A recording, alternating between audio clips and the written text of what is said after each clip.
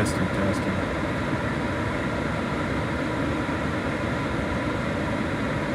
Trying to see if this thing is getting right.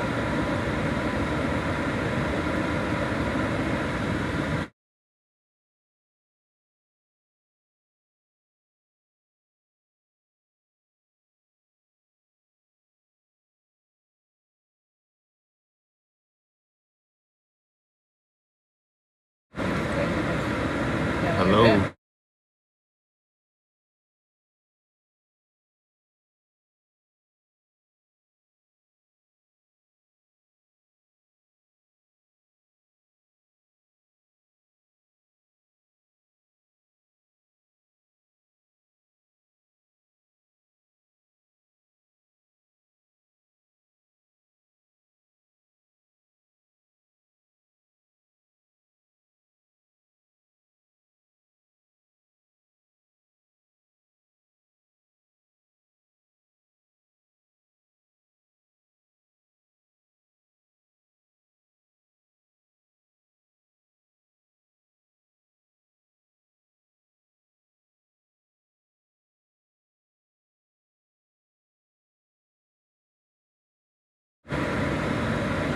Y'all drop a 10 in the chat if you can hear me. Having some technical difficulties, man. I know.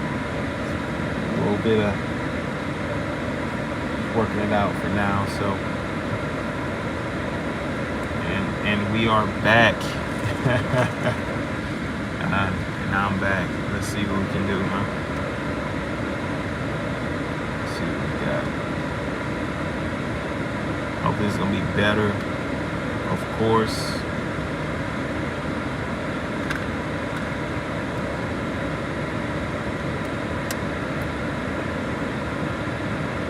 All right, so we're gonna go ahead and jump into this thing. I believe that I'm good and steady, but drop a 10 in the chat if you're having issues. If you're not, if you're good, then you're good. Okay, let's go.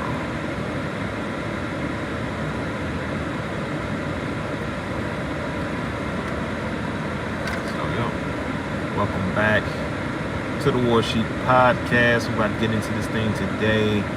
Of course, having some technical difficulties. Appreciate you guys coming back and spending some time with me. We are doing polygamy versus monogamy. The difference between the two, and we're going to do a review or a reaction on Mike Rashid's video that he created on the difference between the two. So, appreciate y'all joining me today.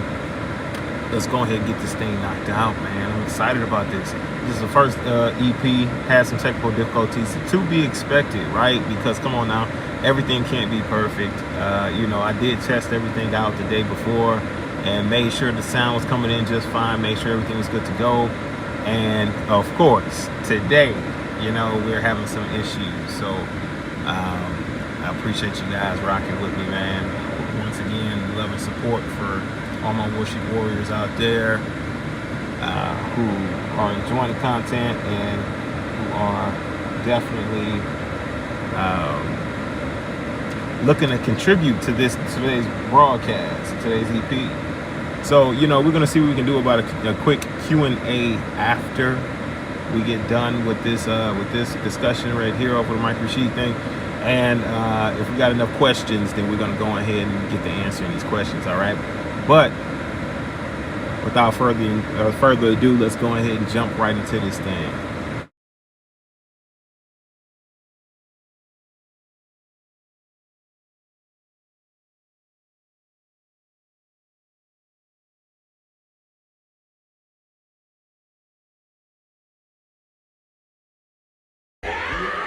Is the sheep preaching hate when he says, I'm not going to let the wolf eat me anymore? If the wolf comes in here, next time he comes in here, I'll do whatever I have to do to keep him off my back. Is the sheep violent or is the wolf the violent one? He wasn't teaching hate, he was teaching common sense.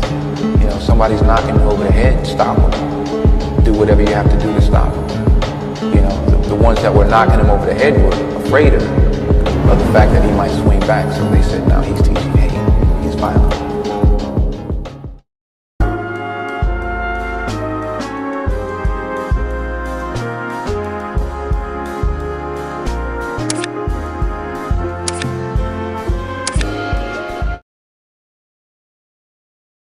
In the pursuit of understanding relationships, specifically in the context of polygamy, there's a fundamental truth that must be acknowledged. If a man isn't in position to adequately provide for and take care of a woman, he doesn't deserve to be with a woman. This is not just about financial provisions. It's about emotional support, stability, guidance, and being present. A man must first focus on getting his life together, ensuring that he's capable of fulfilling these roles effectively and responsibly. The journey begins with personal development and self-awareness. You have to take a hard look at yourself, understand your capabilities, your weaknesses, and your potential. It's about asking yourself a question. Am I ready to take on the responsibility of caring for another human being? If the answer is uncertain, then your path forward is very clear. Keep working on yourself, King. Build that stability, acquire that wisdom, and cultivate the emotional intelligence that's needed to be a supportive partner and a thorough leader. Once a man is secure in his own abilities and identity, the conversation about relationships and possibly poly can start to begin. But even then, there's still one thing that remains a non-negotiable: respect for a woman's autonomy. Each woman is an individual in her own right, with her own dreams, desires, and her own boundaries. Respecting her autonomy means engaging with her as an equal, understanding her needs and perspectives, and honoring her right to make her own decisions.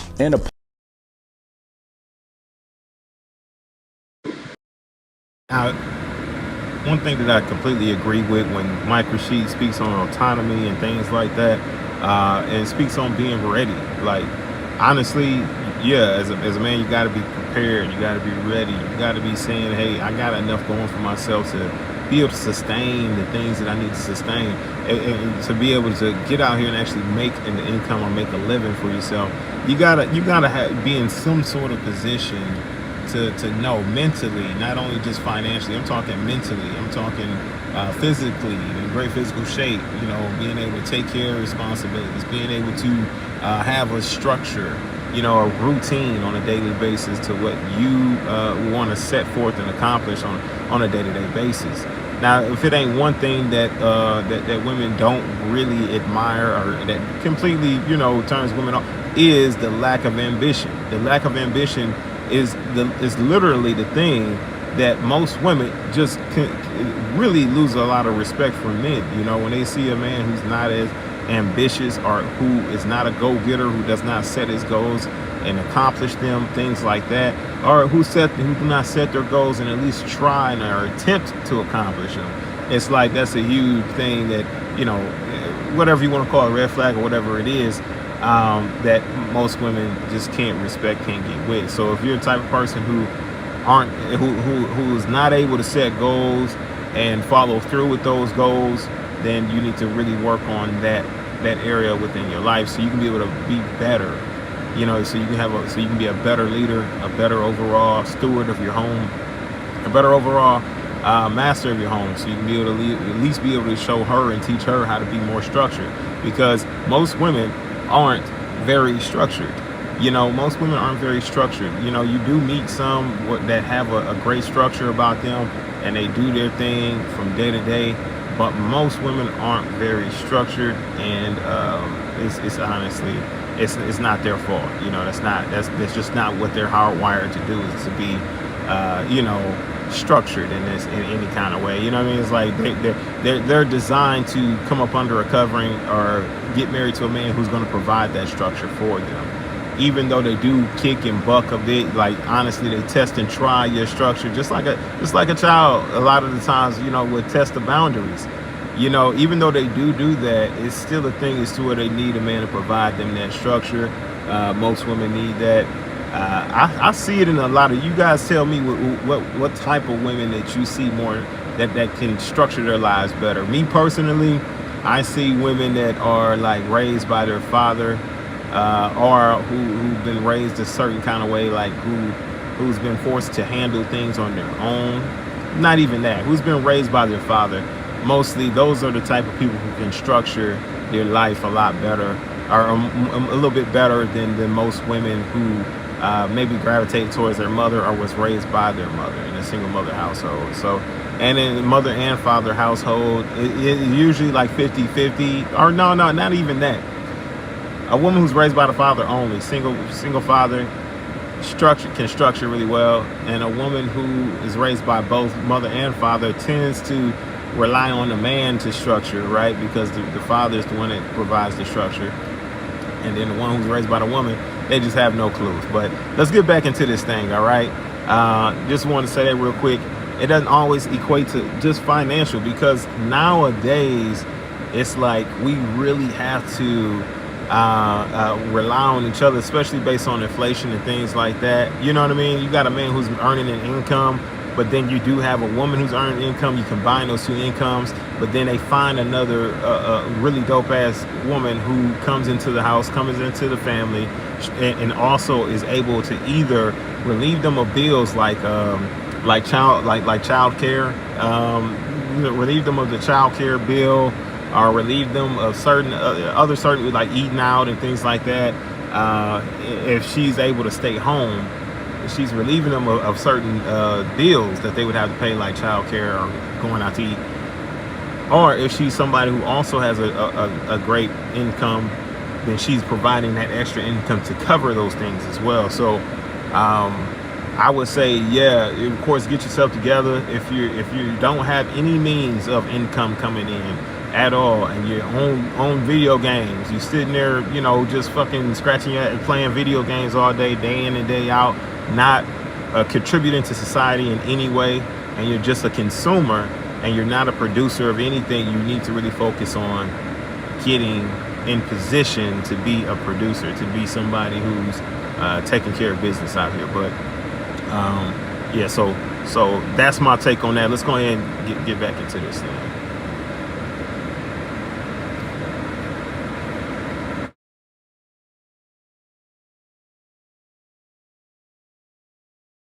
Poly relationship, respect is everything. It's not only about providing for and protecting multiple women.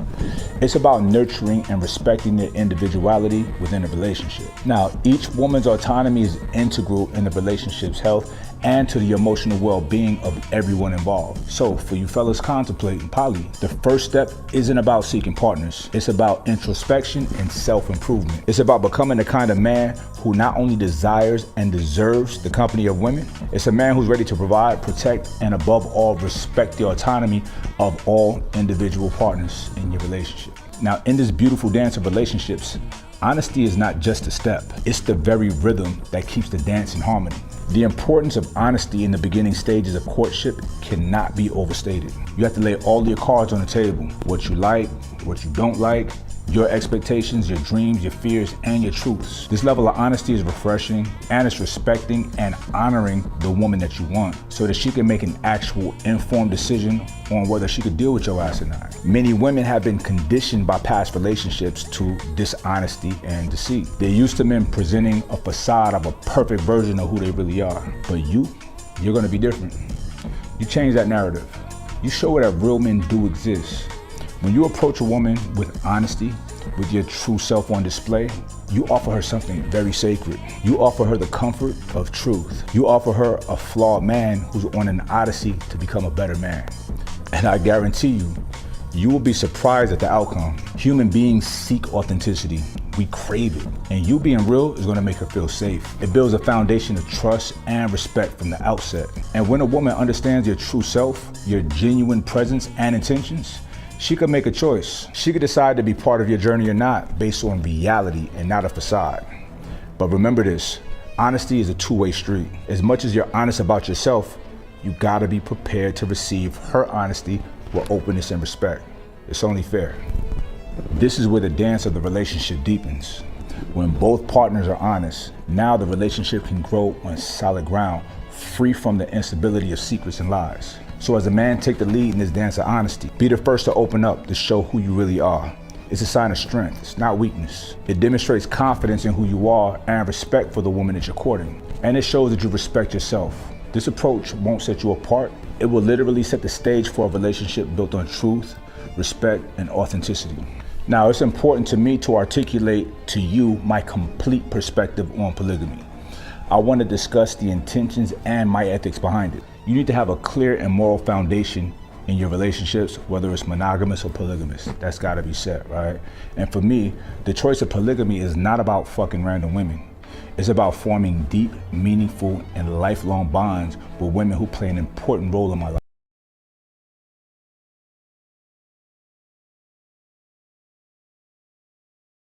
Yeah, that's completely true. I totally agree with his points on this. It's not about just being able to get out here and, sleep with multiple women.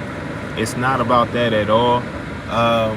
I think that's an immature way of thinking about it. It's very immature to even be out here trying to be on that type of, because think about the age of the guys who's actually out here trying to, bed multiple women at a time. I don't condone that, don't support it, and I don't never, I wouldn't say that this particular space or of relationship would ever, be conducive for it. Any woman that really is in a space with a man and he seems to just want to be a whore, commit whoredoms, things like that, that woman, I don't believe that would have very much respect for him. You know what I mean? Like, as far as the self-control and control of oneself, being able to have that autonomy or self-awareness to be able to say, you know what, I may have a problem, is something that is important. But also being structured in what you're doing, like having a structure, having a level of being able to be trusted. You know what I mean? So if you're just out here just messing with multiple women at a time and you're not really having a heart to commit to the one that you're with, let alone the other ones that you're dealing with, like, there's no real commitment there. You know what I'm saying? Or you're not really trying to commit to her. She doesn't really see you as often as she was like. You don't really feel like a relationship, but you're still out here playing around. Yeah, you're not going to get a successful space out of that. It's just not going to happen. Same thing with the woman and her being committed to that man. Of course, even though he is a polygamous man, you're still, basically you're a monogamous woman. You're only there to be with the man, to be with that man and to help him accomplish his goals and what he needs. You know what I mean? And same vice versa for him, to make sure that he is able to help you live a long-lasting, fulfilled life and help you accomplish the things that you need to do on a day-to-day basis. Whether it be, with house chores, or whether it be in the work field, if you're in the work field. You know what I'm saying? It all depends on the man and how he likes to structure his home. So I agree with that 100%. Like, you can't just be out here just, thinking you finna clap cheeks, beat buns, and then that's the way that the polygamous life or polygyny works. You know what I mean? Like, and there's so many people out here who have that perception on a poly relationship, even though they may be in a poly relationship themselves. They dealing in a poly relationship right now, but it's just behind closed doors. It's more and more practice, and it's increasing even more and more right now. Like, so many more people practice a poly relationship, but it's just behind closed doors. It's in secret, and they're not living their true life and their true self. They're just they're being cowards about it, and they're not actually being honest with each other, right? Because we all know that, men, they're going to go out and they may play around because they're going to see somebody they like. That person may come on to them, and I don't care who you are. Not majority of all men, if they got a woman who's throwing some, throwing for JJ at them, just throwing it at him, you know what I mean? Like, he's going to have some sort of interest there, depending on what type of man he is, right? He's going to be intrigued. He's going to have interest. You know what I'm saying? Like, and you do have some men that's not going to do it because they have some integrity or whatever, but he's still thinking about her. He's still thinking about the offer, especially but she's got to be single. You know what I'm saying? Of course.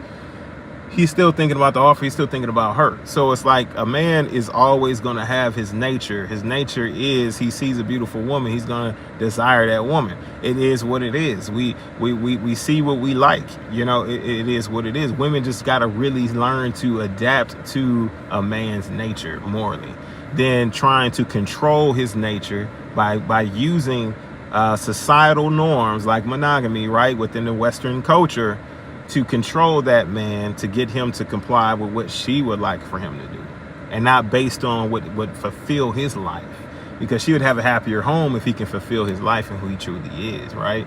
Especially if he's honest with her up front. You know what I'm saying? But we're gonna go ahead and get back into this video again. Let's keep going. Like, he's coming out with some great points. Y'all let me know what y'all thoughts is below. Let me know what your thoughts is as far as the perception on polygyny.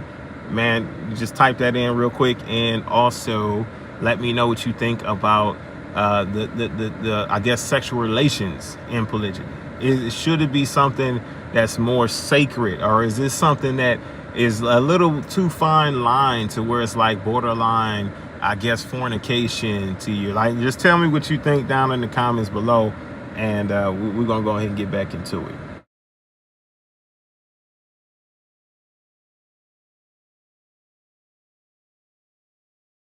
Now, the perspective that I hold is one that values the sanctity of relationships. Now, personally, I do not condone and I don't participate in sleeping with random people. I don't believe in cheating. And I tell all my friends, if you cheat on a woman, the person that you share a bed with, I can't trust you. Because if you're gonna lie to someone so close to you and so important to you, there's no telling what you'll do to me. The ethos that guide me is simple, but very profound. I will not be intimate with someone unless I can envision a future with them. A future where they play a significant role in my life. This is why I prefer to commit to, if not one, 2 women. The main thing I'm talking about here, y'all, is commitment. A commitment in which we have rules in place and we honor them. This approach is way more ethical than the typical casual dating and relationships without commitments that so many people are participating in. It offers a sense of security and respect to the woman or the women that's involved. A woman appreciates so much, and she deserves knowing that her partner is not looking around for random hookups, but he's invested in building something meaningful. It gives her the stability and the respect that she deserves and that she needs. So in this context, a man must truly deserve a woman, and in the case of polygamy, multiple women. Now, this deserving nature comes not just from personal charm or superficial attributes. It's about being a man of stature, a man of wisdom, resources, vision, and strength. A man who's a provider, not just financially, but emotionally and intellectually. Think about King Solomon, the wisest of all kings. He had a lot of money, he had a lot of wives, and a lot of wisdom. Now, this wasn't a sign of indulgence, but this was a symbol of his capacity to provide, guide, and nurture. He was a great man. It was also about strengthening communities and societies. The offspring of powerful, wise, and resourceful men, they're brought up with values, vision, and the ability to contribute positively. And on the flip side, men who's lame, who's lazy, who's sorry, who lack vision and strength, y'all just don't deserve to procreate. Simple as that. Now, everything that I'm saying is facts, is truth, right? We all want a community where children are raised with right values, with the right resources, and with guidance to become valuable members of society. And remember this, taking care of women goes way beyond just provisions. It's about creating an environment to thrive, respect, autonomy. In a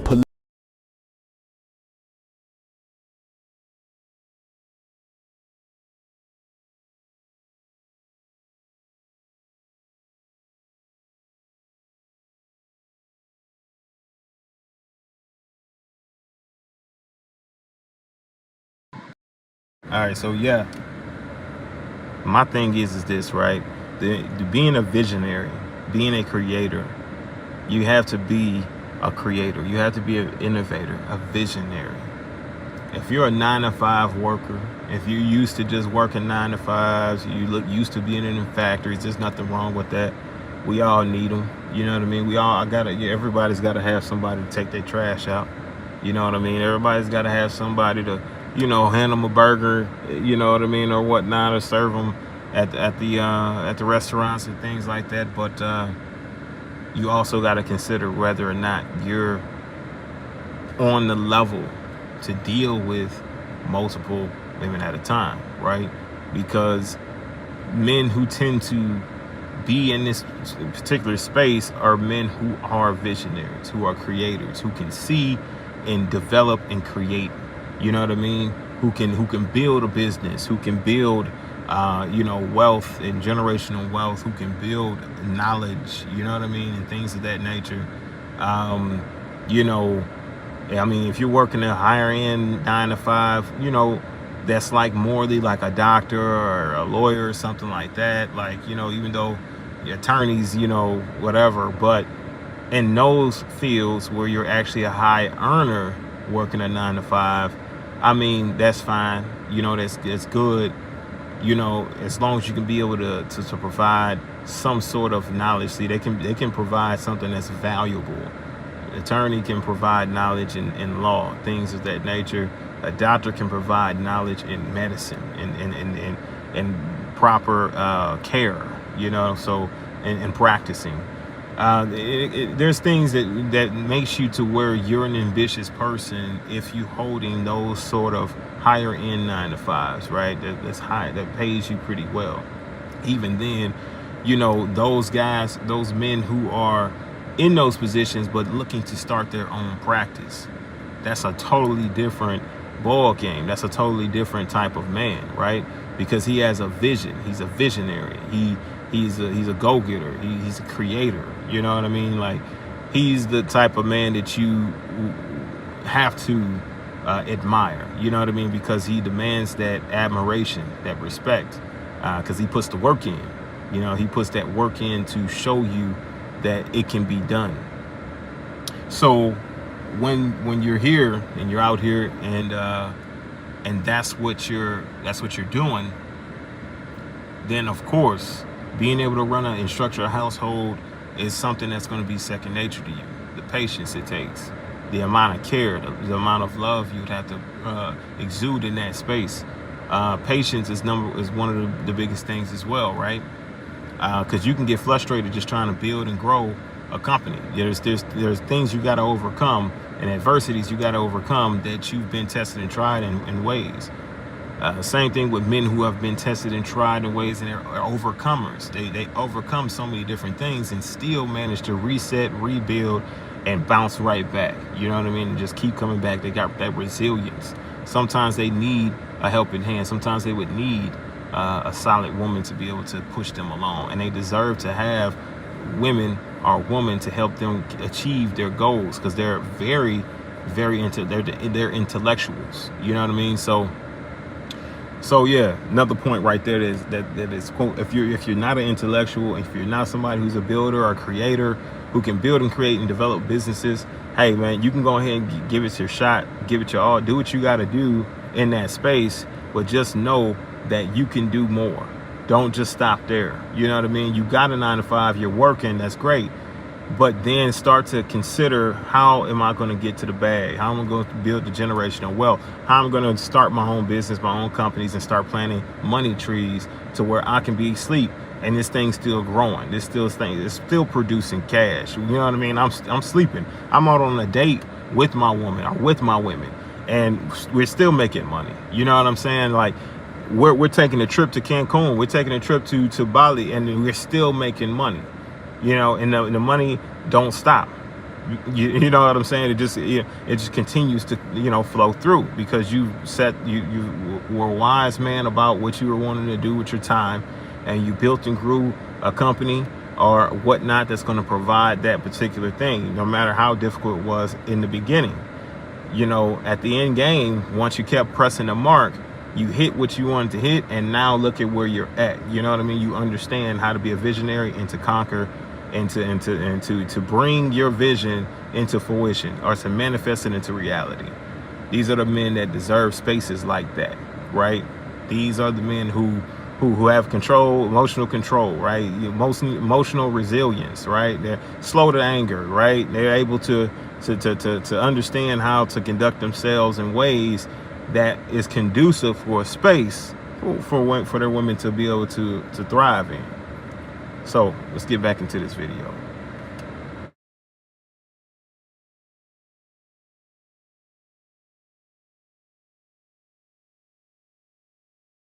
In a setting, this responsibility multiplies, right? You don't divide your time or your resources, you multiply everything. So you got to ask yourself a serious question: for it, and are you capable?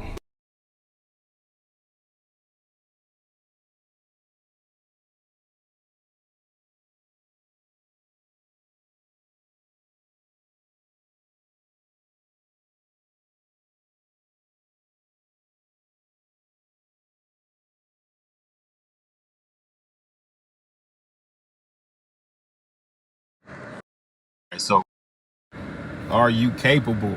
That's the question. Are you capable? You know what I'm saying?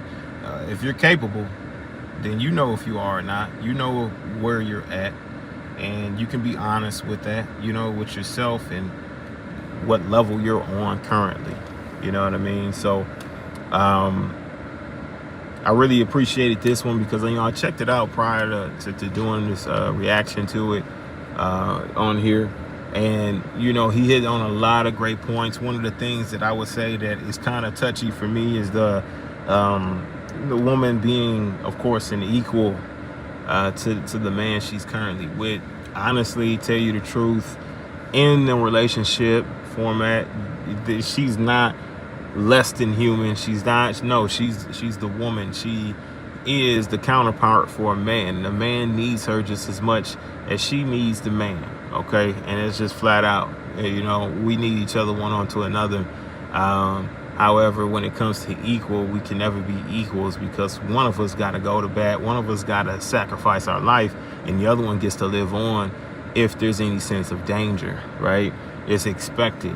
You know what I'm saying? One of us has to take care of the house. One of us has to rear and raise the children, has to provide that level of nurturing. A man can't provide that. So I can't be equal to a woman who can provide a higher level of nurturing to a child.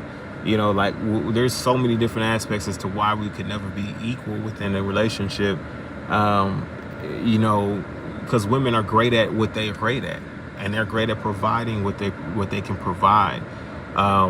Peace, you know, love, reminding a man how he should be balanced in his spirit, right?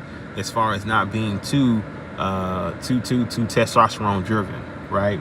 But being more balanced, you know, understanding compassion, understanding love, reminding things like that. And this is what some of the things that she should be doing for this man.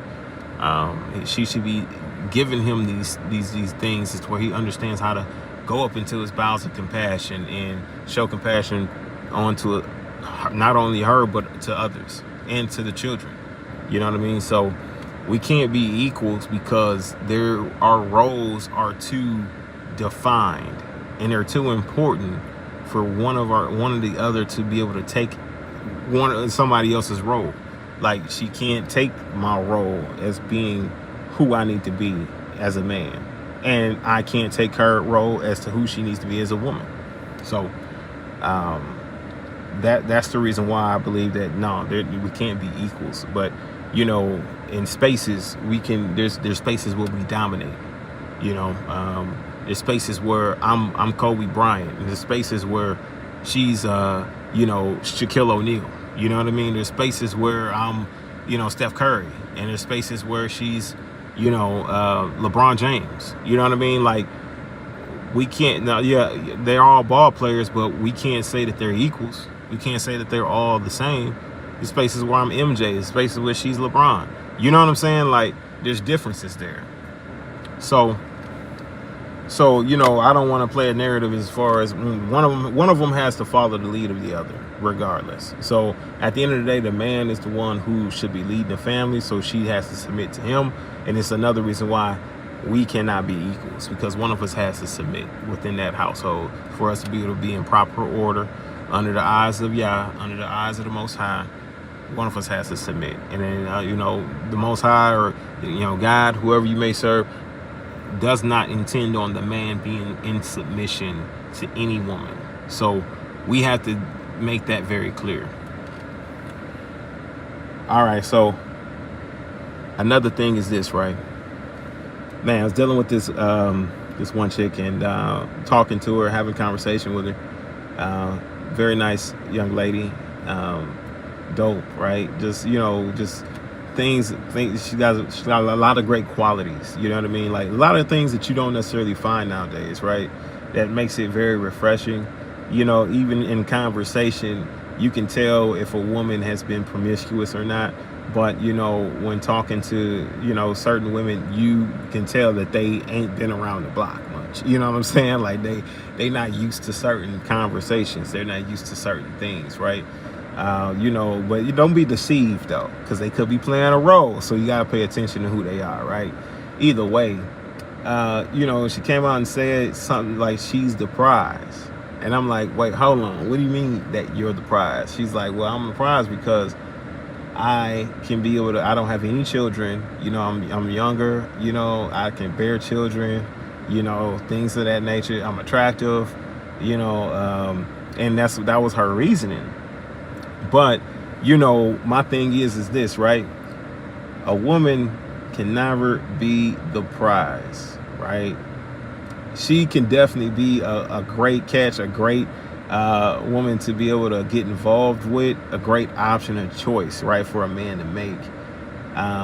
But she can't be a prize because, the man is the one who has to step in and take care of the responsibilities, who has to lead and guide, who has to order the steps, who has to literally sacrifice his life for you and for any children or for the family.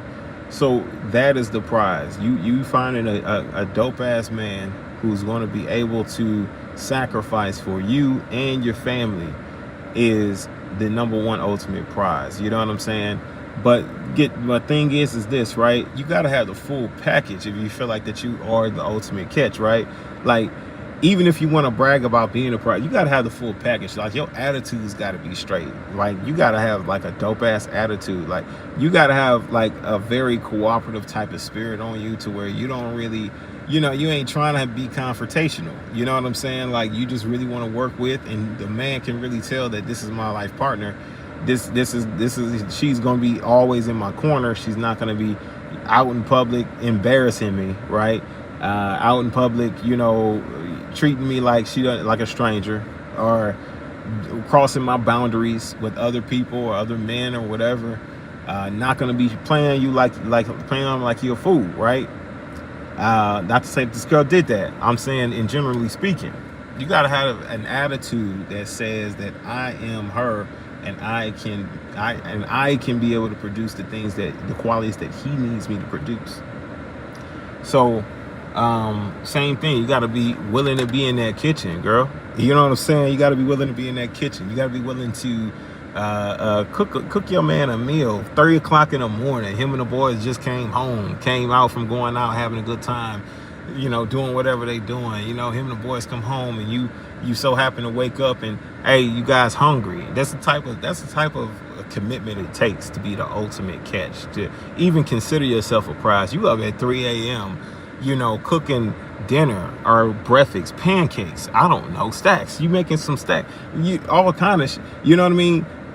First thing in the morning for him and the boys, or for him, and when he gets there, your first thing in the morning before he goes off to work. Now, this is before he even goes off to work, you're up at 5 o'clock. If he goes to work at 7, you're up at 5, getting things prepared, getting his lunch ready, getting his breakfast done. You know that your grandmothers and things, they used to do stuff like this all the time. I don't know where we lost the art of it or where it went to, but my thing is that your grandmothers used to do this on a day-to-day basis. Like, be up well before their husband is up to make sure that he has everything he needs to go and conquer the day. And think about the level of man that was, though. They were real men. Why? Because they could focus on the bigger things while the woman was at home focusing on that small shit, on the shit that it was very important, but still was able to focus because she had that handle. Because before he didn't even realize that shit was wrong, she already took care of it.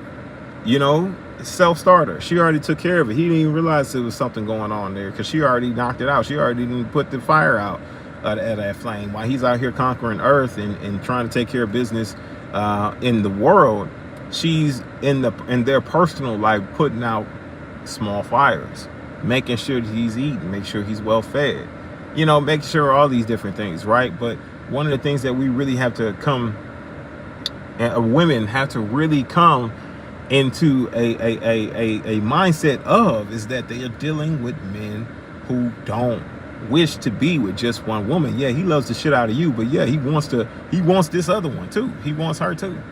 He loves you, but he also wants to love her.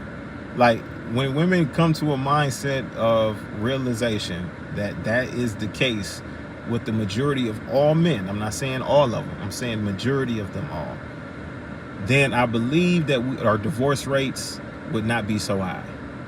I believe that it'll be a different type of society that we'll be looking at and living in. I believe that there'll be so many different nations rising up that governmental society wouldn't know what to do with them. Because we have families that's growing and flourishing and thriving because they're big families. And then we got multiple women within those households that are helping each other. You know what I'm saying? Mentally. You know, what the hell is a baby blues? You know, if you got a co-wife or a sister wife to help you out with the children and things like that, help you by talking to you and conversing with you and having conversations, kicking it, chilling, you know, not just, you know, your man who has to go out and conquer earth all day. You know what I'm saying? He out there working, busting ass. But I'm talking about a woman who's there with you, hand in hand, or women or two women, depending on, you know, where he's at. Hand in hand with you, talking to you. She's emotionally available for you, understanding who you are as a person, because she also is a woman, right? So she understands what it means to have your first period, you know, and be out in public wearing a pair of shorts that's a white pair of shorts. You know what I'm saying? Oh shit, I was wearing a white pair of pants and it was my first time ever experiencing this. She understands that. She can have those conversations with you. Me personally, I cannot. I can't tell you how that feels. I can tell you how it looks because I've seen it happen, but I can't tell you how it feels. I can tell you how I felt when I saw it, you know, and I was pretty, you know, understanding because, you know, I grew up in a house with women, you know, like, you know, I had a mother and a sister who, you know, that was a thing for them. So I grew, but imagine some of the guys who only grew up with men, with brothers, with their father, you know what I mean? Things like that. Probably wouldn't really understand what the hell's going on other than she bleeding, you know what I mean? Type shit. So we got to understand the differences of the boundaries, right? Because this person can have a conversation that is very relatable. You know what I mean? And then the other one can have a conversation, but I can't relate. You feel me? But I can understand what you say, but I can't relate to you. So we got a whole different level of human connection, right? You can connect on that level. You can bond with them on that level. You know what I'm saying? So, you know, these are some of the things that's like important to really grasp and realize when you're in a space like this. The mental health of a woman, if it's the right women, right, and they're both getting along and they're both understanding what roles they play and operating in their positions, and they're following this man right to the T, and he's out here kicking ass, taking names, doing what he's got to do, and structuring the home the way he needs to be structured. Man, listen, so much peace can be had, right? Because we don't have all these women who are going through and suffering with these different things, you know, shaking babies and all this other things, right? Because, you know, they're frustrated, then the sister wife can step in and actually help out with that frustration by taking over, you know, allowing her an opportunity to relax a bit. And this ain't somebody that you gotta pay, right? This ain't a nanny who probably doesn't have the same sentiments toward the child, who probably doesn't care about, you know, of course the nanny don't care about the people. Not necessarily, you know what I'm saying? Like, you know, don't really care about the people. You know what I mean? Like, but genuinely, this sister wife is going to be there to actually be genuinely caring about who she's dealing with at that time and in those moments, in those spaces. So, you know, I always, you know, I'm going to get back to this, you know, the female that I was talking to. She's, and so, of course, when it comes to a lot of those other things, upon conversation, career driven, right? I took a poll on my channel not long ago about whether a man, or what type of drive should a woman have? Should a woman be family driven or career driven? And I believe it's around 35 people voted, and 100% said family driven. And I believe that's because the importance of family. The family is so important, right? It's extremely important. And the nucleus, right? The key factor of a healthy family is mother and father being at home. and being able to make this thing happen, right? Not only that, it's a mother who's the first line teacher, able to teach the children how to properly love not only herself but the father, show honor and respect to the father, right? And understanding how to be in proper order in that way. This is very important as to how we should really get back to it, right? Because the man should be respected and loved above all things. Society's teaching us that, especially the women, has taught the women to not show respect and honor, especially in the so-called black community. This has been a practice, right? And they have been enforcing this as a practice for a while now, right? Because of the simple fact that they want to give you those benefits and those privileges. And this is how they're able to force that man out of the home, by offering benefits and privileges to the black women. But either way, getting back to the nucleus, or getting back to the focus, the core focus being honoring and respecting a black man when you see one, and he's honorable and he's respectful, then you showing forth and you giving back that same honor, respect. You know, no more turning up your face. You know, no more looking at him crazy because he said hello. You know what I'm saying? Like no more of this, you know, treating him like he's a second class man or he's not worthy. You know what I mean? No more of this rhetoric and talk about how black men, it takes them a while to get their shit together, so don't date them. You know what I mean? Things like that. Like, what type of conversation is that? Because, you know, you as a black woman, it takes you a while, a minute to get your shit together. Mentally. You know what I'm saying? Sometimes physically, if you out of shape. If you're well and you talking shit, then how you gonna talk shit? And you overweight. And you borderline diabetic. I don't understand that. You still got to get your shit together there. I don't care how many PhDs you got. You still got to get your shit together, right? So we really got to come from a place of understanding as to how we need to deal with each other. Because people talking really reckless about their culture of men. I don't hear Asian women talking about their men like it's difficult for them to get there. I don't hear Hispanic women talking about their men like that. I don't hear white women talking about their men like that.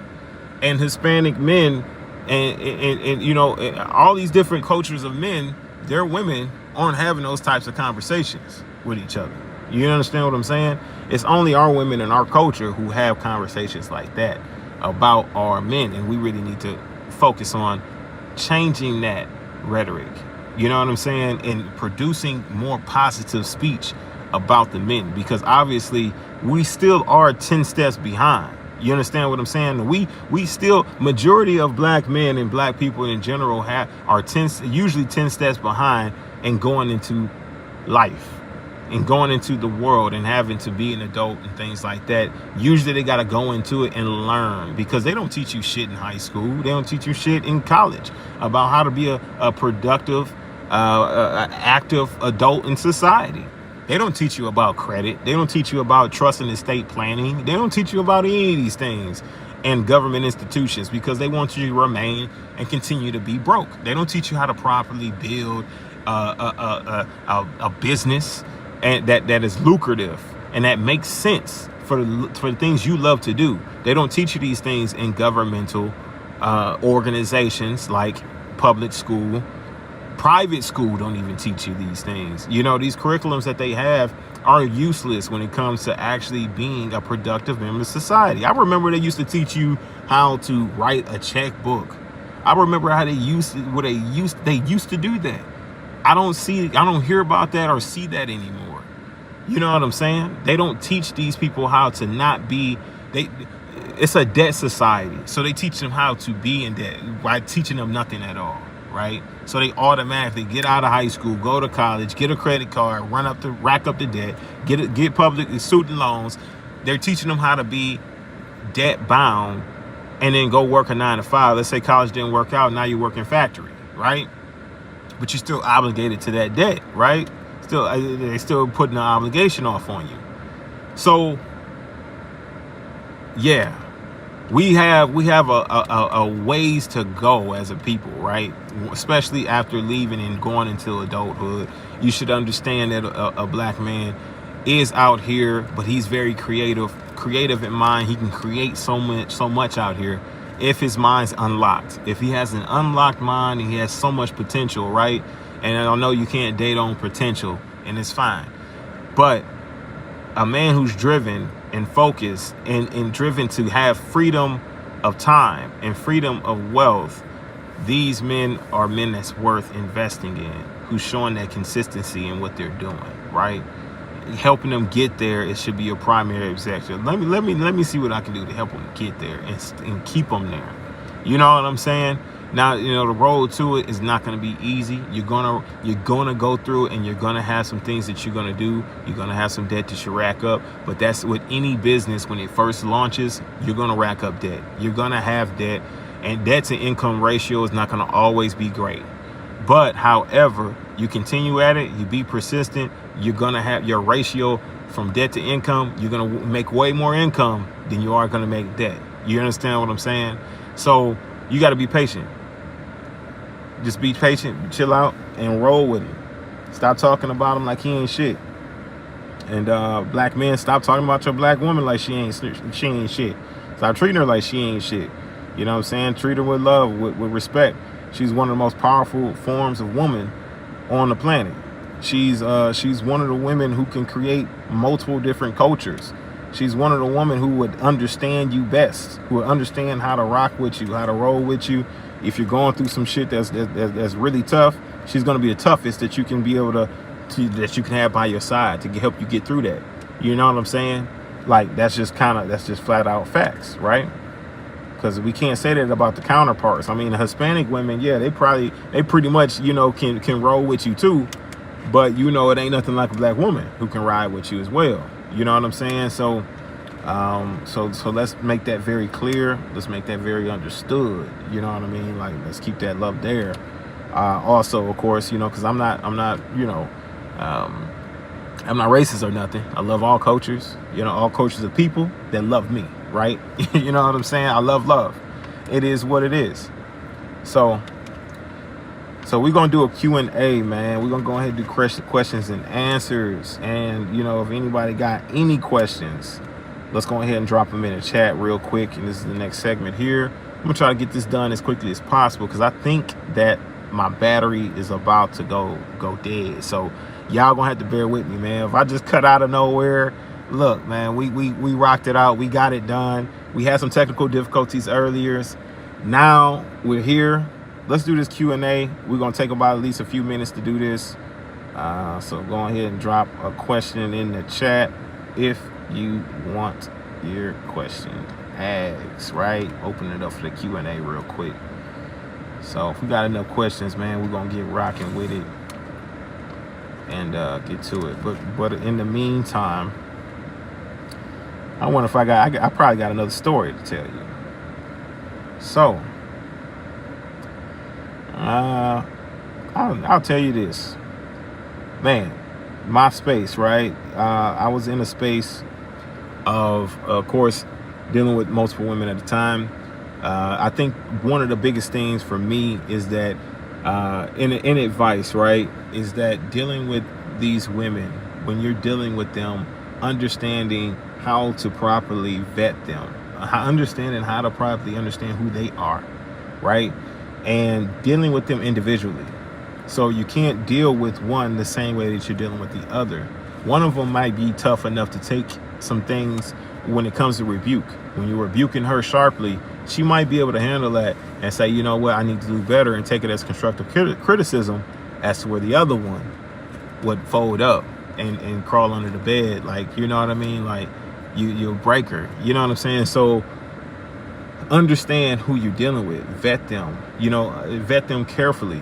Understand their level of commitment, of loyalty, of trust. How much can you trust them? You know what I'm saying? Like, understand these things prior to you actually committing to any of them, right?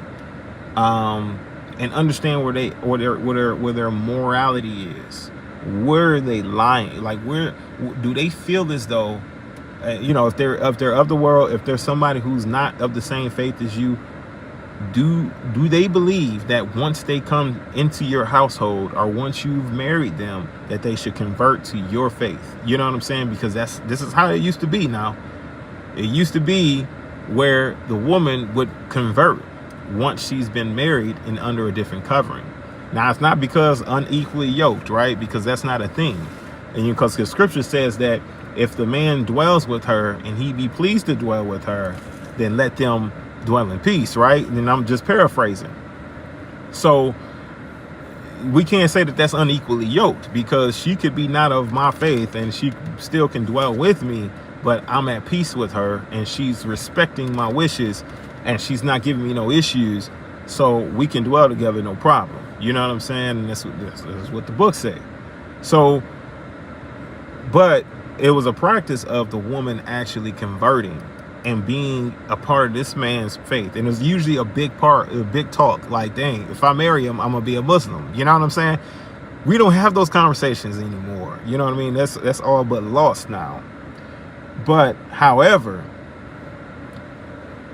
what is she open to the idea of it, to being able to be unified in that way? Is she got a blank slate and she's not too sure as to if she's go left or right? And here you are as the man who can give her some direction in this and teach her and show her the way to go, right? Are you strong enough to be able to teach multiple women at a time, to give them guidance? You know what I mean? As though they're a child, like, not that they are, but you treating them that way with understanding, with proper understanding and love and patience, right? And you try your best. You don't always, succeed in it, but you try your best. So, but that's one of the biggest things, is that your understanding of this, right? Understanding where they're at and meeting them where they're at so you can help them grow. Are they lazy? Are they lethargic? If you tell them to do something, are they going to actually do it? Are they going to carry out your orders? What are they going to do? And all of us already know, as men, we know what not to accept, right?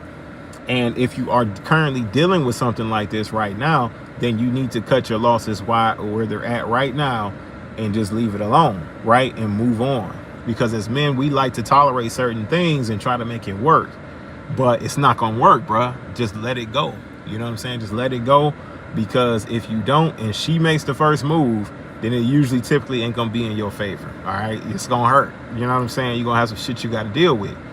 So identify who you're dealing with and make a decision whether she's able to stick with you on your journey or if she's not. If she's the one who's worthy enough to be able to stick with you on the journey, or if she's not. Like, make that determination, that decision, like, right away, as soon as you possibly can, in discerning who you're courting or dating or whatever you want to call it. Make those decisions as quickly as possible. Don't prolong the decision. Don't ignore the flags. Don't ignore the signs. Test the signs out. See if you're right about them. And if you're right, make your choice to part ways, right? It might be difficult.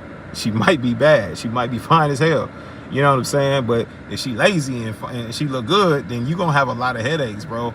You're going to get off of work. Ain't shit going to be done. You know what I'm saying, family? So take this in consideration. She's going to be more problems than what she's worth. Cut your losses. You know what I'm saying? But those are some of the things that I personally had to identify in things. Trust is huge. You know what I mean? If you have one who's trusted and the other is not trustworthy, but she's sneaky or she's manipulative in her level of trust, meaning she shows it up front that she can be trusted, but behind closed doors she's manipulating things. Let's say that, of course, I'm going to use one of my own personal examples. One of them would have an issue with certain things that were being done for the other one. So what she would do is she would go talk to her about her discomfort. Oh, I don't like it when this happens like this, and this. She would go talk to her. She wouldn't come bring it to me. You know what I mean? She would go talk to her. Now, what that led for the other one to do is to think about her discomfort. Now, the other woman who's in the relationship, who's just coming in, she's now being very sensitive to those things. So now she's not giving as much as of herself as she should be in the space, because she's pulling back now, because it's like, oh man, she told me she ain't really, and I don't want to start no problems, and I really enjoy the relationship, I really enjoy being in this space, but she said she don't like this. Now she's pulling back. Now she's not giving as much as herself and who she really is, because you got that one, you got this one who's actually telling her what her discomforts are, in manipulation, in control, and controlling the environment, and controlling the relationship behind the scenes, behind the curtains. You know what I'm saying? Like the Wizard of Oz. You know, like that's the type of spirit it is. You know what I mean? So it's like, is she trusted enough to where she'll bring those issues to you so you can sort them out? Not so she can be able to go tell the other one, so she can control the relationship and what's happening within the relationship in the space. And so that's something that you got to pay a close attention to. And if it gets back to you, you got to check that thing immediately. You got to check it immediately and shut it down, because, you know, if you continue to let that thing go on a little bit, then you're going to have some real problems that you're going to have to face that, you know, will ultimately end the space, right? It's going to ultimately end the relationship because you didn't take control of that right then and there and shut that shit down, right? And then even if it meant shutting it down by getting rid of her, getting rid of the one who's manipulating things behind the scenes, you know? So just know what you should do in those spaces. Pray about it. Make sure you're making a sound choice and decision, and then rock with it, man. Get it done. Don't look back. Don't think that, you know, oh no, like, nah. Get it done, bro. Get it done. You'll be much more satisfied at the end of the day with that decision than you would if you were just tolerating things. So that's a little bit of something right there, you know, just based on a little bit of experience, man. Something that I actually had to overcome myself, man.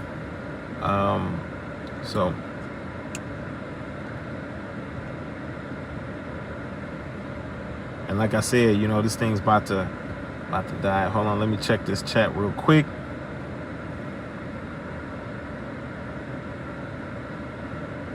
Now, a few things that Mike Rashid talked about, right, in regards to a man stepping up and being who he's supposed to be and what he needs to be in order to, of course, be a great leader.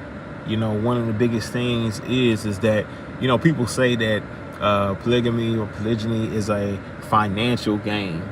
You know, it's a thing that only rich men should really be doing, right? And of course, like I said before, I disagree. I do disagree with that. And here's the reason why. I disagree with it because, you know, there are so many men out here who are already practicing polygyny, but they are average earners and they have a happy space, a happy relationship. 2 of them are working jobs. 1 of them is staying home, taking care of children. They don't have to pay for daycare. They don't have to worry about buying out to eat food all the time, right? Because 1 or 2 of them are working. They got hot meals all the time. The one who's staying home, taking care of the house, and she's taken care of. She don't have to worry about anything, right? And that's the reason why I say I disagree with that, because it produces a healthier family overall, right? Overall, you know, now what I do agree with is if you're in a certain place or position in life where you're not earning any income at all, and you're like just trying to figure out life, you know, you don't have any direction. You don't know how to build. You don't have any intuitive skills, right? You don't know how to properly teach a woman. Things like that. You still got to work on yourself. Like you said, you got to work on yourself, King. So keep working on you. Focus on working on those things and developing those things. So where you're a better leader, you're a better provider, you're a better, across the board overall. But as far as it just being a rich man's game, yeah, could they handle more women on a higher level? Yeah, of course. But I believe that any man who's an average earner, who's got drive, who's got motivation, who's a self-starter, who builds businesses, right? Who builds businesses, who conducts business, who is articulate, who's, you know what I mean? Who's, Even he don't have to be articulate. Let's boil it down to this, right? A man who understands how to farm, who has land, who has a house on that land, who understands how to agriculture, right? Has a 9-to-5. He's the only one working. He's ready. He is ready for a space like that. He's ready to take on multiple women at a time. They're ready to get on his land and take care of the agriculture, take care of the land. You know what I mean? Produce some children that can continue to take care of the land while he's out working, providing, things like that. This is the reason why I disagree with that. It's because it's like there's so many different facets of how this could be applied to different people's relationships, and it actually working, and it actually helping them flourish, helping them thrive, and helping them accomplish so many damn goals. It's like, I just don't, my thing is that when more and more people realize the benefits in what it is, so that just like the book says, you're going to find several women taking hold of one man, right? And I'm paraphrasing. Several women taking care, they can take care of themselves. We got this, we got this, we got that. We just want to be with you. You know what I'm saying? We just want to rock with you, King. That's exactly what you're going to start to see more and more of. And it's already steadily increasing. You know what I'm saying? And it's already out here. You know what I mean? Like, but my thing is that, first of all, being honest about it. It has tons of benefits than it does have detriments. As I stated before, divorce rate for monogamy households, right? Monogamous families, 68% in the US and Europe. And for a polygyny family, for a poly family, it is at 55%. I would take those odds over anything, right? Because sometimes it just doesn't work out. You know, maybe you decided on one female, and in a lot of different areas, she provides a lot. Like, in the space that I was in, of course, you know, I brought in a woman into the relationship that never been in a poly relationship before. And, you know, she was an intelligent woman. You know, she had a degree. She was an ABA therapist, things like that. Smart woman, you know, beautiful, you know, very attractive woman, young lady. Only thing is that she's been through some sort of trauma in her life that kept her from being able to, I guess, not take so many things so seriously. You know, she was very sensitive, you know, it was like very. So that was the only real thing that she had that was like, that was a headache. That was a problem, a real problem. Now, could have been worked through, possibly, because she was very open-minded. But meeting her, she's like, oh man, yeah, you're like the perfect specimen. I mean, how can I pass up an opportunity to be with you? Let me explore the space. Introduced everybody. We all got along just fine. She meshed in perfectly. Like, honestly, it was almost too perfect, because she just got right in. Wherever you need me, I'm here. You know what I mean? I just show up. Just let me be here. Let me be a service to you guys. Had a constant mindset of wanting to serve, and wanting to like she wanted to be a pleasure to have within the space, and you could really get that, and since it was genuine, right? So that really meshed really well in the space. Like, she just brought whatever she could. She's really good at what she was good at, and I made sure that I amplified what her talents were in the space, and the other one I amplified what her talents were as well. You know what I'm saying? Like, I praised them both for what they were individually able to. One of them was able to cook really well. The other one was somebody who can do laundry. I mean, think about giving a woman accolades and praise for folding your clothes well. You know what I'm saying? Or for ironing your pants. You know, like to a pristine level, right? Like literally, these pants were ironed and they were flawless, right? You know, work pants, whatever. Not work pants, but slacks. You know, for like suits and things like that. You couldn't get it better, even if you were to take it to a damn dry cleaning place. You still wouldn't get better, right? But giving them honor or giving them praise for doing things that were right, you know, doing good things, you know what I mean? So but you know, once they bring into a space something that just not very conducive, right? Like being argumentative or being offended by everything, right? Or taking offense to everything, or being jealousy. Remember, they had one argument before, and they were kind of going back and forth about some shit, and I had to step in and talk to them about it, and I